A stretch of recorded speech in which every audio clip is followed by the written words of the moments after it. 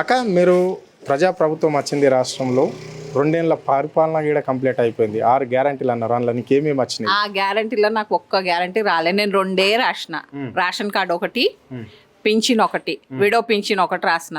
అవి 2 ఇప్పటివరకు రాలేదు. ఇప్పటికి 2 సార్లు సబ్మిట్ చేసేసి వచ్చిన, రాలేదు నాకు. మరి ఎట్లుంది అక్క ఈ ప్రజాప్రభుత్వం ఎట్లుందంటే ఏం చెప్పాలి ఇక నేను. అంటే గతం ప్రభుత్వంతో పోల్చుకుంటే ఈ ప్రభుత్వం ఎట్లా అనిపిస్తుంది? గతం అంటే ఇక పెద్ద పెద్ద అన్ని విషయాలు మనకు తెలియదు. మన మట్టుకైతే నాకు అనిపించింది ఏంటంటే నాకు కేసీఆర్ తాత ఉన్నప్పుడే బాగుండే అనిపించేది. ఎందుకను నీళ్లు మెయిన్, మనకు నీళ్లు, కరెంటు. ఇప్పుడు కరెంటుది కూడా కొంచెం ప్రాబ్లం అట్లానే ఉంది, నీళ్ళది కూడా అట్లానే. ఇప్పుడు రోజు విడిచి రోజు నీళ్ళు వస్తలేవు మాకు, 2 రోజులకు ఒకసారి. వాళ్ళు ఇష్టం వచ్చినప్పుడు ఎప్పుడో ఒకసారి వదులుతున్నారు. అది నాకు అనిపించింది, అంతే, ఇంకేముంది. రైట్. మరి ఇప్పుడు ఈ ఇప్పుడు ఈ 6 గ్యారంటీలలో ఏది రాలేదంటారు? ఏది రాలేదన్న నాకు. 2 సార్లు, ఒకటిసారి కాదు 2 సార్లు 3 సార్లు సబ్మిట్ చేసి వచ్చినా కానీ నాకు రాలేదు. ప్రజాభవన్లో పెట్టినా, మళ్ళీ ఇక్కడ మన ఈ సేవలో పెట్టినా, మన ఈ గ్రూప్లో వస్తారు కదా బస్సులలో, ఇప్పుడు మీరు వచ్చినట్టు వస్తారు తీసుకోవడానికి, వాళ్ళ దగ్గర పెట్టినా అందులో నా పైసలే బొక్క అవుతున్నాయి. 100-200 పోయినప్పుడు అంతా జిరాక్స్ అంటాం, అదంటాం, ఇదంటాం, పేపర్లు అంటాం, ఇవన్నీ పెట్టుకునేసరికి నావే పోతున్నాయి. ఇవి నన్ను నడిచి ఓపిక లేదు నాకు. నాకు షుగర్ పేషెంట్, మళ్ళీ పోవాలి ఆటోకి రావాలి. నేను ఇవన్నీ ఎందుకునైనా నాకు వచ్చిన కూడా అది లేకున్నా పర్వాలేదు, ఉన్న 2 రూపాయలు ఉంటే నేను కూరగాయలు తెచ్చుకొని తినొచ్చు అన్నట్టు నేను ఇంట్లోనే ఉంటాను, పోతలేను. మహిళలకే పెద్దపీట, ఇందిరమ్మ ఇండ్ల విషయంలో కావచ్చు, కొత్త రేషన్ కార్డులు కావచ్చు, మీరు చెప్పిన పథకాలల్లో అన్ని మహిళల పేర్లు ముందు తీసుకోవడం జరుగుతుంది అని చెప్పేసి ముఖ్యమంత్రి అంటున్నాడు. మరి నాకు రాలేవు కదా, మరి నాకు వస్తే నాకు వచ్చిందని చెప్తా కదా, మరి నాకు రాలేదు కదా. మరి నేను పెట్టిన తర్వాత కూడా రాలేదు. నాకు ఇల్లు ఉందన్న, 50 గజాల స్థలం ఉంది, దాంట్లో ఒక ఫ్లోర్ వేసుకున్నా, నాకు ఇల్లు ఉంది. నేను ఇల్లు పెట్టలేదు. నాకేం కావాలా? రేషన్ కార్డు కావాలి. రేషన్ కార్డుకి పెట్టిన, విడో పింఛన్కి పెట్టిన. మన గ్రూప్లలో ఉన్నాను, గ్రూప్లో ఇప్పుడు జాయిన్ అవుతున్నా. ఇప్పుడు మరి వడ్డీ లేని రుణాలు గిడిస్తుందట కదా. కాదు, ఇప్పుడు నా చేతికి తగులుతేనే కదా. ఇప్పుడు మొన్న ఒక పాప అన్నది, అక్క నువ్వు కూడా కలవక్క అని అంటే, నిన్న రాత్రి ఇచ్చేసి వచ్చిన.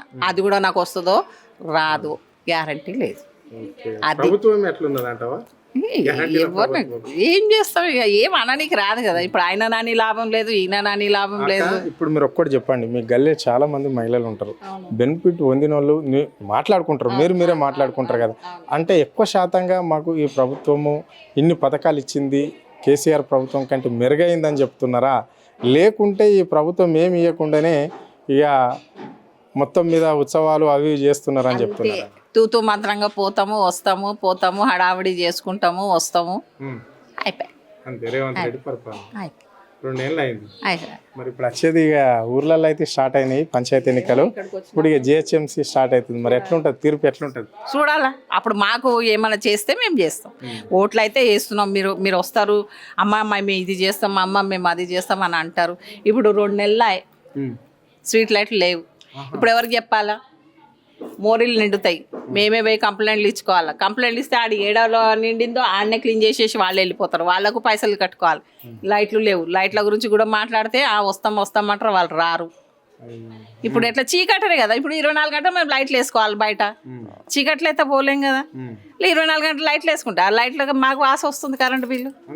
మరి గత ప్రభుత్వంలో లేకుండా ఇప్పుడు మాపేనే కదా కరెంటు బిల్లు అన్ని. ఏడా మాపైతే నాకైతే రాలేదు. నేను అది కూడా పెట్టినా, నాకు లేదు, నాకు తలరాతలో లేదు గవర్నమెంట్ తినాలని, నాకు వస్తలేవు. ఏ పథకం రాలేదంటారు? సబ్మిట్ చేసిన అందరితో పాటు, నలుగుట్ల నారాయణ నేను కూడా పోయినా చేసినా కానీ నాకు రాలేదు. ముఖ్యమంత్రి చెప్పిండు, ఆయన ముఖ్యమంత్రి కాకముందు నీకు 2500 ఇస్తామన్నాడు, మీ అత్తకు 4000 పెన్షన్ ఇస్తామన్నాడు. మరి అది జరుగుతుందా? మా అత్తకు లేదు, మా అత్త లేరు, మా అమ్మ లేరు. మా బాగుంటే ఆయనకు ఇయ్యలేరు, షుగర్ వచ్చినాయి, కాలు కొట్టేసినా కూడా ఇయ్యలేరు ఊర్లో అయితే. పెన్షన్ లేదు, ఇప్పుడు మొత్తానికైనా చనిపోయిండు. మరి నీకు వచ్చినాయా 2000? నాకు రూపాయి కూడా రాలేవన్నా. మరి ఏమేమి వస్తున్నాయమ్మా ఈ 6 గ్యారంటీలల్లా నీకు ఈ ప్రభుత్వం ఏమేమి? బియ్యం ఒకటి వస్తున్నాయి అంతే, ఇంకా ఎప్పటి నుంచి ఉన్నాయి, ఇప్పుడు వస్తున్నాయి అంతే అన్న. 6 గ్యారంటీలలో ఏమి లేదు. ఆ బస్సు ఫ్రీ పెట్టిండు, అందులో పోతే కొట్టుక సచ్చేది ఒకటే ఉంది, కొట్టుకుంటున్నారు కూడా, కొడుతున్నారు కూడా. ఎక్కినా 2 సార్లు. గొడవ మా అత్తగారింటికి, ఈ నుంచి అత్తగారింటికి పోతాయి ఎక్కువ. ఇక అన్నీ కొట్టుకుంటున్నారు, వేసి లాగుతారు. అమ్మ భయం అవుతుంది బస్ ఎక్కాలంటే కూడా. అవునా? 1,000,000 మంది మహిళలను కోటేశ్వరాలను చేస్తామని రాష్ట్ర ముఖ్యమంత్రి చెప్తున్నాడు. కన్నా ఉన్న విలువలన్నీ పోతున్నాయి ఆ బస్ ఎక్కితే. అస్సలు రెస్పెక్ట్ అనేదే ఉండదు. బస్ వాళ్ళు ఏం మాట్లాడతారో తెలియదు. పక్కన వాళ్ళ అమ్మ కొంచెం జరగంటే కూడా గొడవకు వస్తారు. చాలా ఇబ్బంది. కండక్టర్లు, డ్రైవర్లు వాళ్ళు కూడా ఒక్కొక్కసారి రెస్పెక్ట్ లేకుండా మాట్లాడతారు. అమ్మ జరగమ్మా ఏదో ఇంకా వాళ్ళు. ఇప్పుడు మనం ఏమననిక లేదు కదన్న. ఇచ్చిన గవర్నమెంట్ అయినది ఉంది మెయిన్ పర్సన్. వాళ్ళకి ఇవ్వకుండా గిట్ల ముసలోళ్ళకి, కాలేజీ పిల్లలకి వాళ్ళకి పెట్టింటే బాగుండే ఫ్రీ. Okay right. కాలేజ్ పిల్లలు అంటే గుర్తొచ్చింది. నీకు ఎంతమంది పిల్లలక్క? నాకు 2 కొడుకులు, ఒక పాప. ఒక పాప. మరి పాప ఏం చదువుకుంటుంది అక్క? పాప ఇప్పుడు ఏమంటారు 10 అయిపోయిందన్న. అవునా? అక్కడ కొల్లాపూర్లో చేస్తుంది. మరి కొడుకులు? కొడుకు పెద్ద బాబు డిగ్రీ అయిపోయింది, చిన్న బాబు ఇంటర్ అయిపోయింది. ఆయన ఎయిర్టెల్. నువ్వు చెప్పిన వాళ్ళందరికీ కూడా రేవంత్ రెడ్డి ఇచ్చిన మాటలకు వాళ్ళందరికీ కూడా అర్హులే. డిగ్రీ చదివిన వాళ్ళకి నీ పైసలు ఇస్తా అన్నాడు, ఇంటర్ చదివే పిల్లలకి ఇస్తా అన్నాడు, మళ్ళీ ఈ స్కూల్ పోయే పిల్లలకి కూడా స్కూటీ బండి ఇస్తామన్నారు. మరి నీ బిడ్డకి వచ్చిందా? బండి లేదు, అది లేదు. స్కాలర్షిప్ కోసం నా కొడుకు ఎప్పుడు అప్లై చేసుకున్నాడు. మేము ఇక్కడికి రాంగా ఇప్పటికీ రూపాయి రాలేదు. కాలేజీకి పోయి అడిగితే ఇస్తాం వాళ్ళు వేస్తే ఇస్తామని చెప్తున్నారన్న. మేము పేదోళ్ళం, అది వస్తే కొంచెం కట్టుకుందాం అన్నట్టు మేము ఉన్నాము. కాలేజీకి అడిగిపోతే మేము పేదోళ్ళం కాకపోతే ఏముంది, పని చేసుకునేటోళ్ళం. వాళ్ళు అంటారు వస్తే ఇస్తాం బాబు, మేమేం చేసుకుంటామని వాళ్ళు అంటుండ్రు. మరి ఎట్లుందమ్మా ఇప్పుడు కేసీఆర్ పాలన కూడా 10 ఏళ్ళు చూసారు మీరు. ఇప్పుడు రేవంత్ రెడ్డి నడిచిందన్న. మాకు అన్ని వచ్చినాయి, అప్పుడు అన్ని ఇచ్చిండు కేసీఆర్ పాలన. ఏమేమి ఇచ్చిండు ఆయన? మాకు అదేమంటారు రైతు బంధు వచ్చింది అప్పుడు.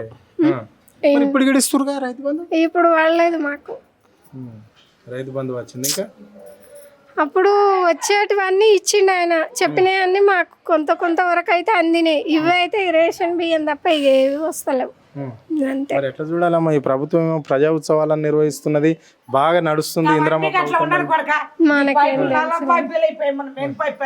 అంతేనా? ఏమన్నా వాళ్ళకే తెలియాలి. ఇప్పుడు మెయిన్ బస్సులు బంద్ చేస్తే చాలా పుణ్యం వస్తుంది అన్న. గడ్డగోలుగా మాట్లాడతారు. బస్సు ఎక్కితే ఆడోళ్ళు కొట్టుకుంటారు, చాలా గలీజ్గా మాట్లాడుకుంటారు. పోయేటప్పుడు కూడా లాగి కొడుతుర్రు. బస్ ఎక్కాలంటే భయం అవుతుంది. Okay right. ఇది పరిస్థితి. అంటే కాంగ్రెస్ ప్రభుత్వము 2 ఏళ్లలో ఏదో ఒక పథకం, అంటే ఓన్లీ మహాలక్ష్మి పథకం ద్వారా బస్సు మాత్రమే ఫ్రీ జరుగుతుంది ఇక్కడ. కానీ ఇక్కడ ఈ బస్సులో కూడా మహిళలకు ఎలాంటి రెస్పెక్ట్ లేదు అని చెప్పేసి ఒక అక్క, ఆమె కూలీ నాలి చేసుకుంటా ఆమె చెప్పడం జరిగింది. ఆమె ఇక్కడ నుండి బతుకు తెరువు ఇక్కడ హైదరాబాద్ వచ్చింది. హైదరాబాద్ నుంచి వాళ్ళ అమ్మగారు ఊరికో లేదా అత్తగారు ఊరికో పోయేటప్పుడు చూస్తున్నాం కదా, అసలు రెస్పెక్ట్ అనేది లేదు. బస్సులో ఎవరికి పడితే వాళ్ళే ఇష్టానుసారంగా మాట్లాడుతున్నారు, కొట్లాటలు కూడా జరుగుతున్నాయి. ఈ పథకాన్ని బంద్ చేయాలని చెప్పేసి కూడా ఆమె చెప్పడం అనేది అయితే జరిగింది. ఇప్పటి వరకు రేవంత్ రెడ్డి ఇస్తాన్న ఏ ఒక్క గ్యారంటీ కూడా నాకు అందలేదు. గత ప్రభుత్వంలో కేసీఆర్ మాకు రైతు బంధువు ఇచ్చేది, కొన్ని పథకాలన్నా మాకు పేదలకు అందినాయి. కానీ ఇప్పుడు ప్రజాప్రభుత్వం అని ఇక్కడ ఉత్సవాలు నిర్వహిస్తామంటున్నారు. ఎందుకు చేస్తారో వాళ్ళకే తెలవాలి అని చెప్పేసి కూడా ఆమె చెప్పడం అనేది జరిగింది. ఇప్పటి వరకు కూడా మాకు ఏ ఒక్క పథకం, నా 3 పిల్లలు ఉంటే పిల్లలకు కూడా ఇరువార స్కాలర్షిప్ రాక ఎంతో ఇబ్బందులు పడుతున్నాము, పని చేసుకొని బతికేటోళ్ళు మాలాంటి వాళ్ళని చూడాలి అని చెప్పేసి కూడా అక్క చెప్పడం అనేది అయితే జరిగింది. ఇది ప్రజాప్రభుత్వం అంటే ప్రజలకు అనుకూలంగా ఉండే ప్రభుత్వం అనుకొని ప్రజలందరూ పట్టం కడితే, ఇక్కడ రేవంత్ రెడ్డి మాత్రము దొరలకే, పెద్దందారులకి మాత్రమే ఇక్కడ కట్టుబెట్టే ప్రయత్నం చేస్తున్నాడు, పేదలనంతా కడుపు కొడుతున్నాడు అని చెప్పేసి కూడా వాళ్ళు స్పష్టంగా చెప్పడం అనేది అయితే జరిగింది. కెమెరా పర్సన్ ప్రవీణ్తో అరుణ్, ఆద్య టీవీ, హైదరాబాద్.